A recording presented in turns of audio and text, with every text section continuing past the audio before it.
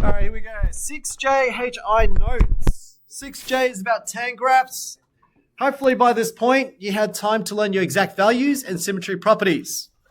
I assume those two are now prerequisites. So let's go through some basic stuff with tan graphs again. So here's a basic tan graph. Each one is a period or cycle. If we look at the cycle, this looks nice because it's continuous, but in your textbooks, normally they cut off from here to here, so that you get that one nice cycle, and therefore it goes from negative pi and 2 to pi and 2. That's usually what they sketch. If you sketch from 0 to pi, then you'll get this look where you only get this section and then this bottom half. So it looks a bit funky, yeah? But what that tells us is that the period, how long does it take to make one cycle? Period is pi. Okay, and if you think about the unit circle, it makes a lot of sense. Because what is tan again? Sine is the y values. Cosine is the x values. What's tan again? Tan. Chris, do you remember what's tan? What does tan represent?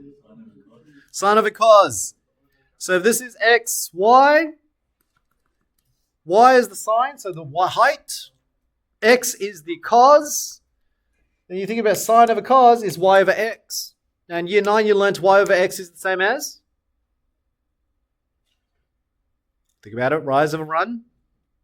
Because vertical over horizontal is the same thing as? Studying G. The gradient. Okay, so if you think about the gradient, why is the period of a tan only pi? Well, you think about it, the period, the gradient here is 0. If I rotate it in the first quadrant, it's positive gradient. By the time I get to the vertical line, which is 90 degrees, that's an undefined gradient. By the time I pass 90 degrees, which now I'm in quadrant 2, it's now a negative gradient. And by the time I reach pi, I'm back to 0 again. So the question is, how long did it take to get back to its original position? It took pi distance. That's why in a tan graph, the period, how long does it take to get back to its original position? It is pi. And that changes a couple of things. Well, it means the period formula that you're used to, it's not 2 pi on n anymore. It is now pi on n. Okay? So that's what changes. What's another thing that changes? Well, if you look at the graph of a tan represents the gradient. And you can see starting from 0, heading towards that 90 degrees, which is undefined, it gets infinitely large.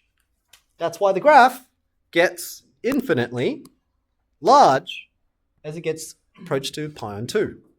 So it means there is no cap. Unlike sine and cosine, you have a max and a min. Tan doesn't. So this a value here is not an amplitude anymore, and it has always been the same thing as sine and cosine. Is the fact that it is a dilation.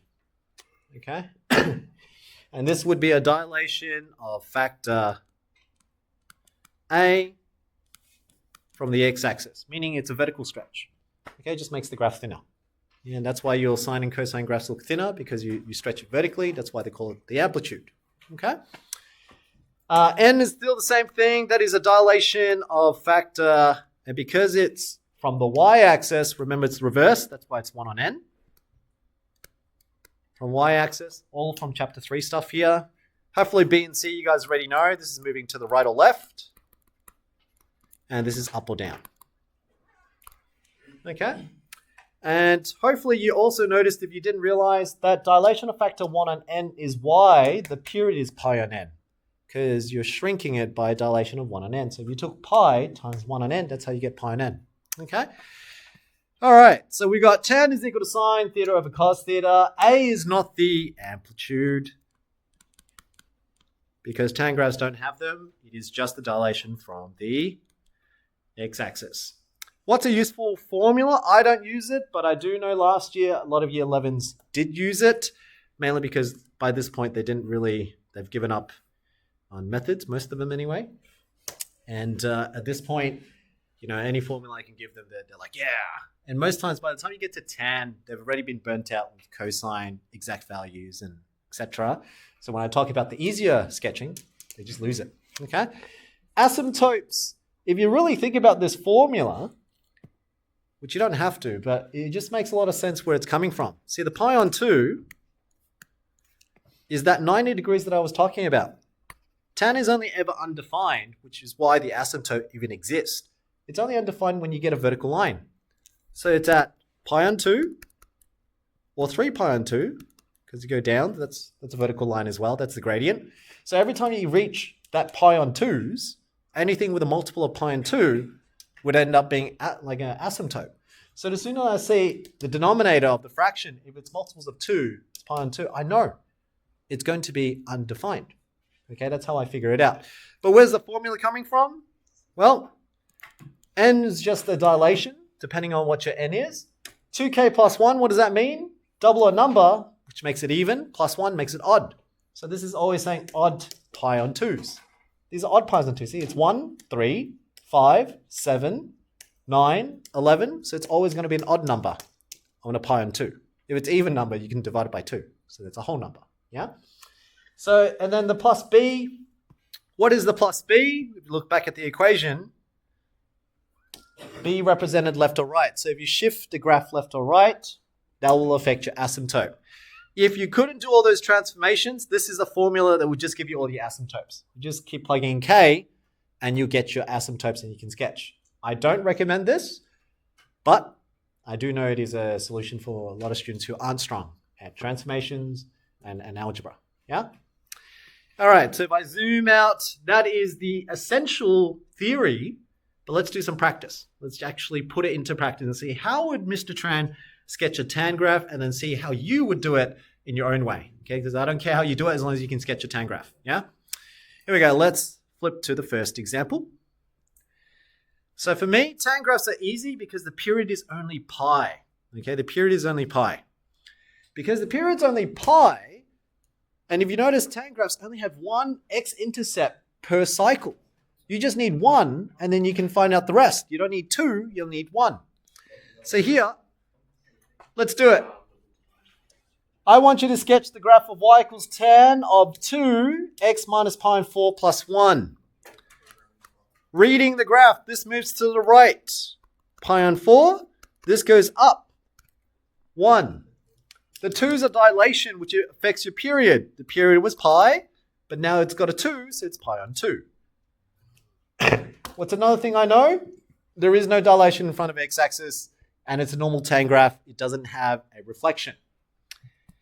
So here, let's talk about asymptotes. You can use the formula they gave you, or I've given you, or if you think about it logically. Here we go. This is what your textbooks would say. A normal tan graph is negative pi on 2 and pi on 2. These are your two asymptotes.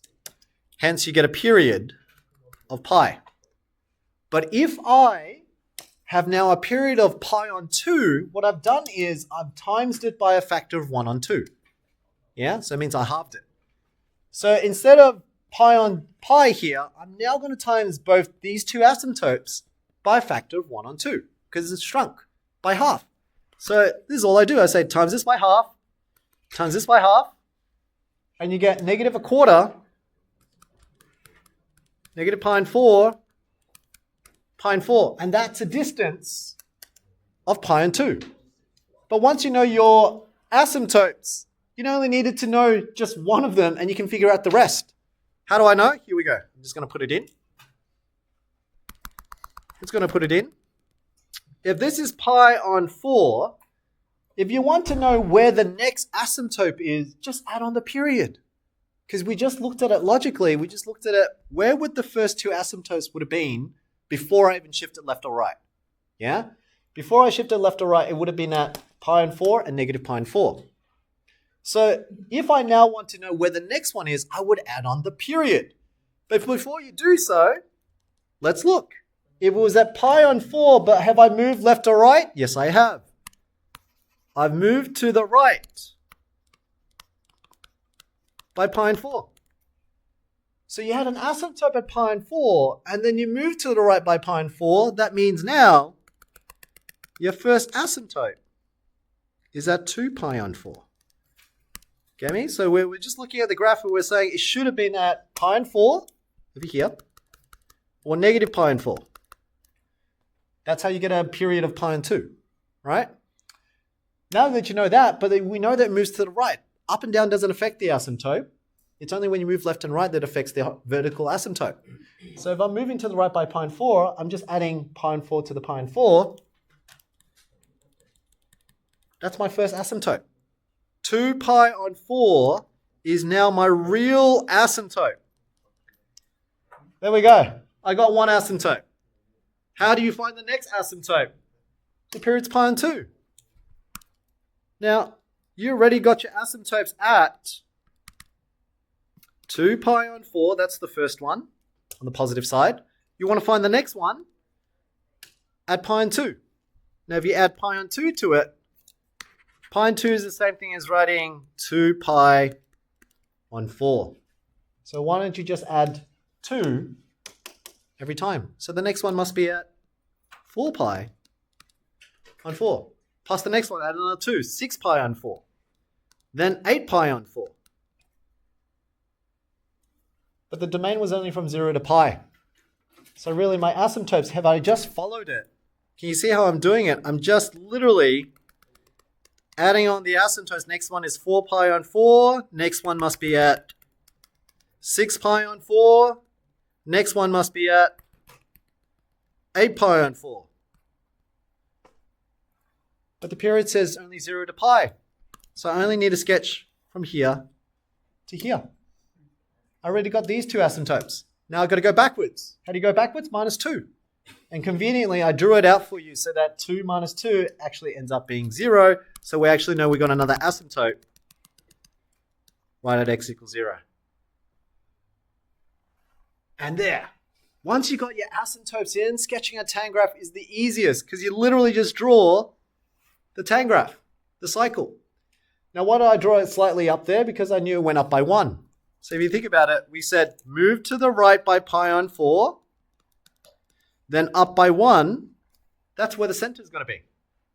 So when you draw the graph, just stay within the asymptotes. There's my first cycle. Where's the next solution? Well, because everything is just by a period of pi on 2, I just need to move another pi on 2 across. But all of it would be the same. The period is just pi on 2. So if I just add on pi on 4 plus pi on 2, will give me this center. And then suddenly, sketching this infinitely will be like that. But all I needed was 0 to pi. That's why tan graphs is a lot easier to do, because once you get the asymptotes, you got the boundaries. Once you have the boundaries, you literally just fill them in. If you really think about the techniques I've used, I've only used transformations, chapter 3. And that's how I do tan graphs. You find it your own way. I don't really care how you do it, but that's how I do it. I just look at transformations and then I just apply it. Tan graphs is one of the easiest ones to do. Yeah? Obviously, we still haven't finished because I haven't filled in the x-intercepts. This is where you had to do the stuff that you learned from last term or last year. We're going to solve for x-intercept, let y equal to 0. So here we go. 0 equals tan of 2 times x minus pi on 4 plus 1. I'm going to rub actually, I won't rub it off yet. I've kept these ones just to show you how easy it is to sketch a tan graph, yeah? But know that the domain was 0 to pi. So make sure to only sketch from 0 to pi. All right, let's solve for this x-axis intercept. Plus 1, we minus 1 on both sides. Here we go, minus 1 on both sides. Cancels out. Negative 1 equals to tan of, wasn't that in pink? Here we go. Negative 1 is equal to tan of 2 bracket x minus pi on 4. Now let's go test your exact values again. We got to get rid of tan, so I'm going to do tan inverse on both sides. What is the tan inverse of negative 1? Tan inverse of negative 1. Charlie, do you know? What's tan inverse of negative 1? Tan inverse of negative. So tan of what will give you negative 1? Negative pi on 4. Very good. Okay, so we know that to get 1 using your hand method, 1 is when you have sine and cosine fingers are the same. So 2 divided by 2 and then square root it. Remember that formula? So 2 divided by 2 is 1 and then root it. So the finger is the middle. So hence it must be pi on 4 or 45 degrees. Okay, so here I know it's 45 degrees, but I need a negative gradient. And if you think about the unit circle, tan is only negative in these two quadrants. And that's why if I know it's 45 degrees, it's either 45 degrees down this way or 45 degrees up that way. So it's either pi minus pi and 4, or whether it's 0 minus pi and 4 or 2 pi minus pi and 4. Yeah? So that's why Charlie said negative pi and 4, because he's saying going down this quadrant by 45 degrees, and that's negative pi and 4. Yeah? All right, so I know you only need one. Remember, you only need one solution. Who cares what the answer is? Just pick one. Yeah, so now we know negative pi and 4. You could have done any other way. I don't really care how. Just negative pi and 4 is one of the solutions. And you get 2 bracket x minus pi on 4. Here we go. Divide both sides by 2. What's negative pi and 4 divided by 2? Let's go with Irwin. Negative pi and 8. Very good. Then this is now x minus pi and 4. And then finally, getting x by itself, I add pi and 4 on both sides. So negative pi on 8 plus pi on 4. What does that give me? Let's go with Aryan. If I add negative 1/8 plus a quarter, what would I get?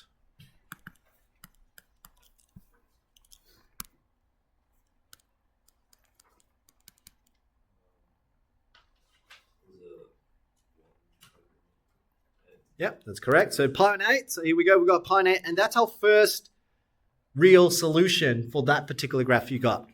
So x is equal to pi on 8.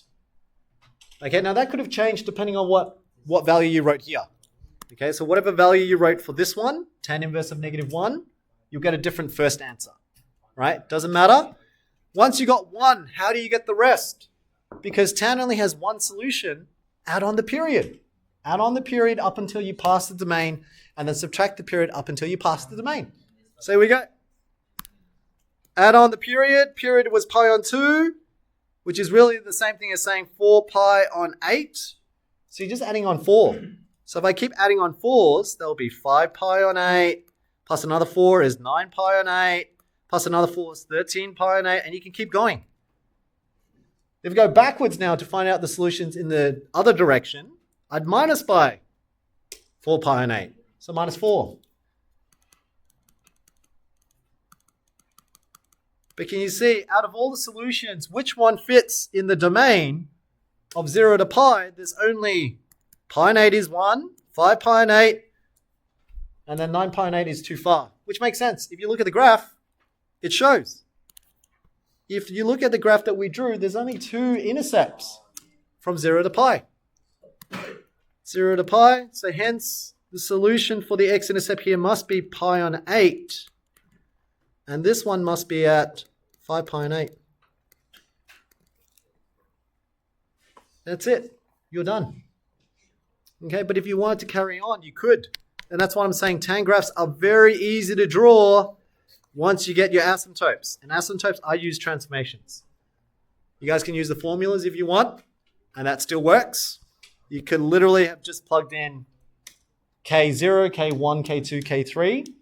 And n we already knew was 2. Plug it in, you would have got the same numbers as me. Okay, and B. Don't forget the B one.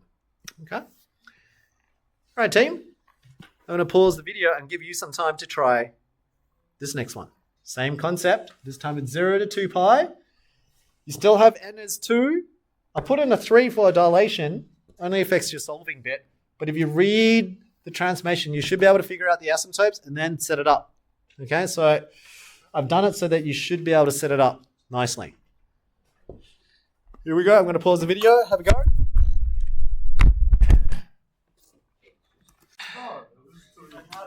Let's do a quick summary as you're practicing these graphs. Here we go. So the second example. Thank you. The second example of a tan graph should be a lot more elements in it.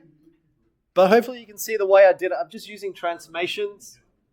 Asymptote, reminder again, I just looked at where's the starting point? It's pi on 4. Moves to the right by pi on 6. I found the very first one, which is this one, 5 pi on 12. Once you find the first asymptote, finding the rest is easy, adding on the period. Period 6 pi on 12 or pi on 2. Once you find all the asymptotes, put it in, gives you a boundary. Next one, the center. I found the center by reading the transformations again. It was up by root 3 and to the right by pi on 6. That's why I went by 2 pi on 12 and then up by root 3. I got my centers. And each center is just, again, adding on 6 pi on 12, 6 pi on 12, 6 pi on 12. Last one, x-intercepts. The only part I can see some students struggling or making mistakes, tan inverse of negative root 3 on 3. So just as long as you know your exact values, just need one of them, solve through them. I got my first one, find the rest by adding on the period again. So once you find the first one, every time I do it, I find the first one. Find the first center, find the first asymptote, find the first axis intercept. Then the rest I just added on the period. Put it all in. I realized that there was a y-intercept, so I had to work out the y-intercept, and I couldn't be bothered working out the endpoint, but you would sub in 2 pi into the equation, but I know it's roughly wherever pi is as well. Okay? And there you go. That's how you would sketch, and this has all the elements, has endpoints, has asymptotes, has x and y axis intercepts, and then you have your shape. That one is as hard as it gets, but you see the approach that I'm using a lot of chapter 3. The better you can read the transformations, to me, the easier it is to sketch. If you want a nice perfect graph, the way I sort of set up for you, pi out of 12s. Pi 12s is usually the easiest way to do it. It just takes longer to do. Okay? You guys figure out whichever method. I'm sure your tutors or your teachers might have taught you differently, but that's how I do it. Okay? And I'm sure you'll have your own way or knack of figuring out the solutions. Again, you can find the x-intercept formula, and you can find the asymptote formula in your textbook. And if you prefer formulas, those ones should be able to get you to solve all of those without the algebra. Okay? I'm going to stop there for today. Remember, I'm not here tomorrow, so I do have an expectation you take your time to learn again. Exact values, symmetry properties. You have to know how to sketch sine, cos, tan. Okay? Afterwards, I'm moving on to further symmetry properties, a bit on general solutions, and pretty much finish off with applications, and that's it for chapter 6. The next part, 6H, do this only if you struggle with this in chapter 7. If you didn't like addition of ordinates or products of ordinates, you don't have to do it here. So if you skip 6H, it's fine. You do it again in chapter 7 anyway. Yeah, so you did it in chapter 1. You did it, now I'm going to do it in 6H. That's second time. And you do it again in chapter 7. So I don't need you to do a lot. I just need you to know how. It was on your SAC as well. So as long as you know how to do it, move on. Don't waste your time doing these exercises. It takes a lot of time. I want you to take the essence out of them. So if you know how to do sums of functions already, then move on. Yeah. If your weakness is on subtraction or differences or products, work on those in chapter 7. Okay. Otherwise, if your struggles are sketching circular functions, then you should be working on those for chapter 6. Be smart about your studies. Otherwise, there's too much work to do. Okay? All right, team. Thank you. I'm going to stop there at 6J. Not here tomorrow.